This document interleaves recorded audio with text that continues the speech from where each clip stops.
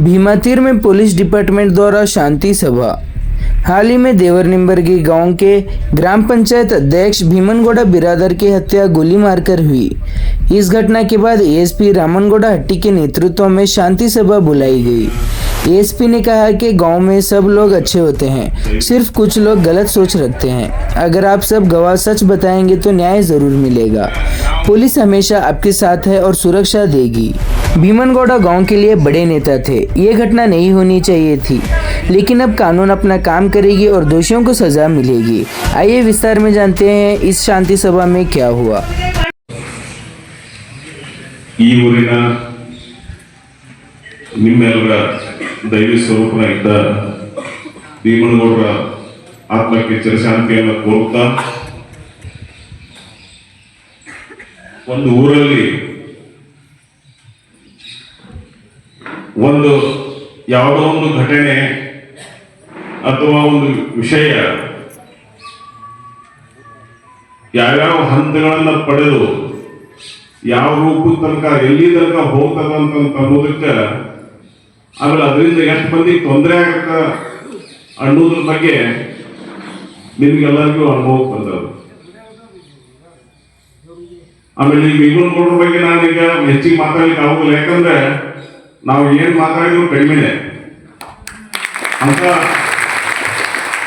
ಅಂತ ವ್ಯಕ್ತಿಯನ್ನು ಕಳ್ಕೊಂಡ ನೀವೆಲ್ಲ ದುಃಖದಲ್ಲಿದ್ದೀರಿ. ನಿಮಗೆ ನಾವು ರಕ್ಷಣೆ ನಾವು 100% ರಕ್ಷಣೆಯನ್ನು ನಾವು ಕೊಡ್ತೀವಿ. ನಮ್ಮ ಇಲಾಖೆ ಹೊರತಾಗ್ಯದ.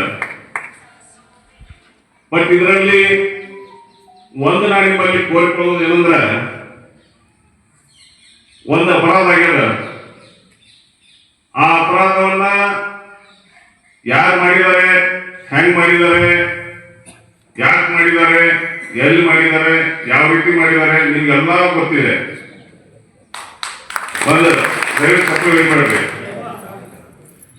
ಅಂತವ್ರಿಗೆ ಶಿಕ್ಷೆ ಆಗ್ಬೇಕಂತಂದ್ರ ನಮ್ಮ ಪೊಲೀಸ್ ಇಲಾಖೆ ಜವಾಬ್ದಾರಿ ಒಂದೇ ಇಲ್ಲ.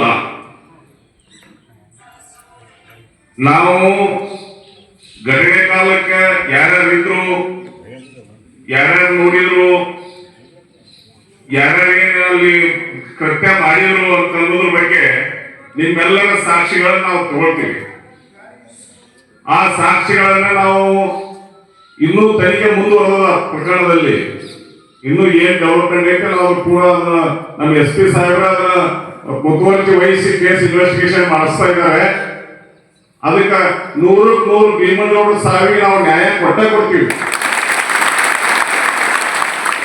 ಆದ್ರ ನೀವೆಲ್ಲರೂ ಏನ್ ಸಾಕ್ಷಿದಾರರಂತೆ ನಾವೇನು ಹೇಳ್ತೀವಲ್ಲ, ನೀವು ನಿಮ್ ಸಾಕ್ಷಿಗಳಿಗೆ ಬಾಧ್ಯರಾಗಿದ್ದು ನ್ಯಾಯಾಲಯದಲ್ಲಿ ಸಾಕ್ಷಿ ಹೇಳಿ ಯಾವ ಘಟನೆ ಮಾಡಿದರೆ ಅವ್ರ ಮರಣದಂಡನೆ ಆಗುವಾಗ ನೀವು ಮಾಡುವಂತ ಶಕ್ತಿ ಮಾಡುವಂತ ಒಂದು ವ್ಯಕ್ತಿ ಒಳಗೆ ನೀವು ಸಾಕ್ಷಿ ಹೇಳ್ಬೇಕಾಗುತ್ತೆ.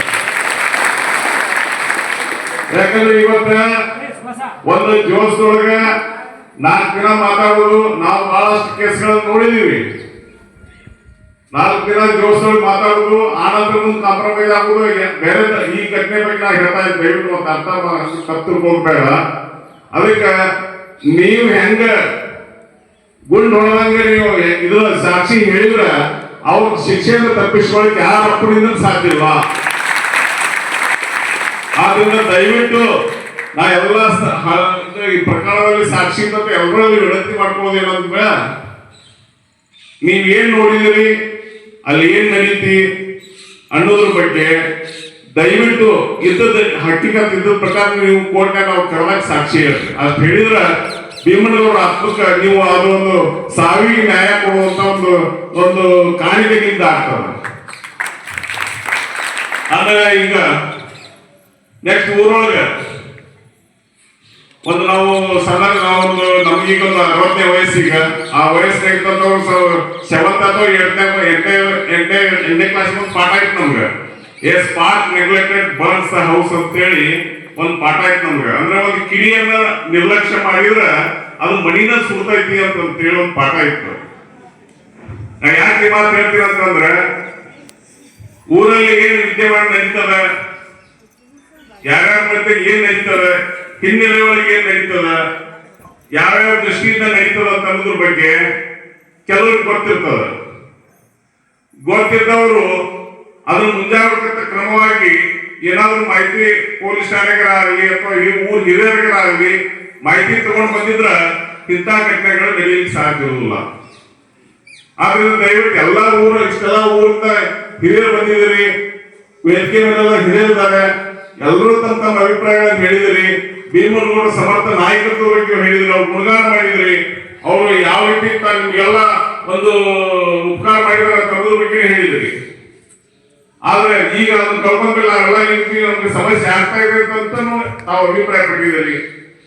ಇದಕ್ಕೆ ಪರಿಹಾರ ಅಂತಂದ್ರೆ ಇನ್ನು ಮುಂದೆ ಏನ ಅಕಸ್ಮಾತ್ ಯಾವ್ದೋ ಊರಿದ್ದಲ್ಲಿ 4 ಹುಳ ಇರ್ತಾವ, ಆಮೇಲೆ ಒಂದು ಸಣ್ಣ ಸಸ್ಯಾಗಿ ಬಗ್ಗಿದ್ದು ಗಿಡವಾಗಿ ಬಗ್ಗೀತೆ ಅಂತ ಒಂದು ಗಾಡಿ ಮಾತೈತಿ. ಯಾರು ಸಣ್ಣ ಪುಟ್ಟ ಏನಾರ ಮಾಡಿದ್ರ ಅದನ್ನ ಇಮಿಡಿಯೇಟ್ ಆಗಿ ಸಂಬಂಧಪಟ್ಟ ಇಲಾಖೆಗೆ ತರಬೇಕು. ಇಲ್ಲ ಊರೊಳಗೆ ಹಿರಿಯರ ಸಮಕ್ಷಮದೊಳಗೆ ಸಮರ್ಥ ಹಿರಿಯರ ಇಷ್ಟಂತಂದ್ರೆ ಹಿರಿಯರ ಸಮಕ್ಷಮದೊಳಗೆ ಬಗೆಹರಿಬೇಕು. ಅದು ಆಗಲಿಲ್ಲ ಅಂತಂದ್ರೆ ಒಳಗಿನೊಳಗೆ ಹೆಮ್ಮರವಾಗಿ ಬೆಳೀತದೆ. ಆದ್ರಿಂದ ಅಂತ ಯಾವುದಕ್ಕೂ ಸಹಿತ ಒಂದು ಅವಕಾಶ ಕೊಡ್ಲಾರ್ದಂಗ ಸಮರ್ಥ ರೀತಿಯೊಳಗೆ, ಯಾಕಂದ್ರೆ ಯುವಕರು ಬಹಳ ಇದ್ದಾರೆ ಇಲ್ಲಿ. ಈಗ 60-65 ವಯಸ್ಸಿನಾಗ ಇರ್ತಾವ, ಜಮಾನ ಮುಗೀತಿ. ಈಗ ಇದ್ದಾವೆಲ್ಲ ಈಗ ಯೂತ್ಸ್ ಇದ್ದಾವೆ. ಈಗ ಭೀಮನಗೌಡ ಸಮರ್ಥ ನಾಯಕತ್ವ ಇತ್ತಿಲ್ಲಿ ಅಂತ ನಾಯಕತ್ವ ಈಗ ಅವರ ಅನುಪಸ್ಥಿತಿಯೊಳಗೆ ನಾಯಕತ್ವ ಪಡ್ಲೇಬೇಕಾಗತ್ತೆ. ಅಂತ ಒಂದು ಒಳ್ಳೆ ಕೆಲಸಗಳನ್ನ ಮಾಡ್ಲಿಕ್ಕೆ ತಾವು ಮುಂದಾಗಬೇಕು. ಯಾವುದೇ ಮಾಹಿತಿ ಈಗ ನೋಡ್ರಿ, ಯಾರು ಬಾಸಿಸಮ್ ಮಾಡುವಂತ ಅವಶ್ಯಕತೆ ಇಲ್ಲ.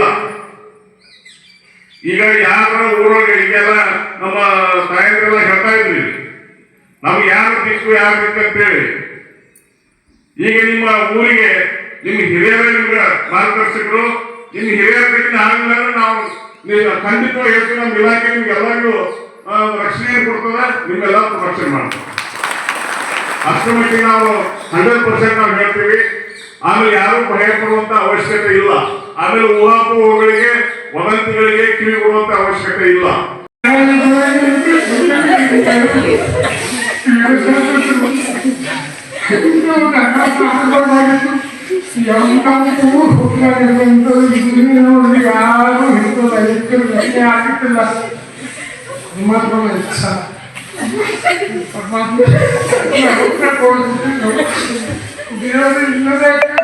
ಬುದ್ಧಿ ಕೊಟ್ಟು ಊರೆಲ್ಲ ಸಭೆ ಮಾಡಬೇಕು. ನಮ್ಮೆಲ್ಲ ಹೇಳಲ್ಲ ನಮ್ಮ ಅನಿಸಿಕೆಗಳನ್ನು ಕೇಳ್ಕೊಂಡು ಅವರು ಏನು ಹೇಳ್ತಾರೆ ಅದನ್ನು ಕೇಳ್ಕೊಂಡು ಹೋಗುದು. ನಾವೆಲ್ಲ ಒಂದೇ